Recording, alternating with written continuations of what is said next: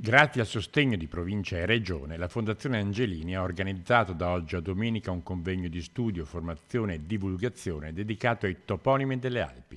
Convegno ospitato prima a Palazzo Poli de Pol di San Pietro di Cadore, poi dal Museo Etnografico Serravalle di Cesimaggiore. Si parlava prima del Montagnier e uno si chiede da dove verrà il nome di questa montagna così alta e così importante e così bella. Viene semplicemente dalla casera per gli agnelli, il ricovero per gli agnelli che c'era alla base, quindi ha un'origine pastorale. Molti nomi di monti e di pendici dei monti o anche del fondovalle sono di origine pastorale, ad esempio Mandra, ad esempio Mandrate, Croda Mandrin. Ce n'è un'infinità in tutto il nostro territorio bellunese, ma anche nei territori confinanti, perché vale la pena sempre di fare dei raffronti.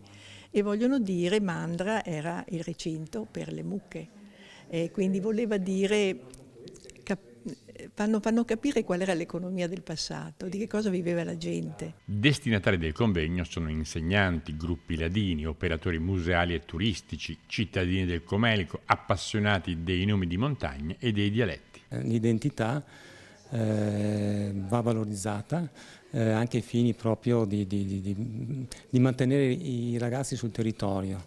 Oltre che per conoscere se stessi, si conosce attraverso la lingua, che è il primo veicolo della cultura.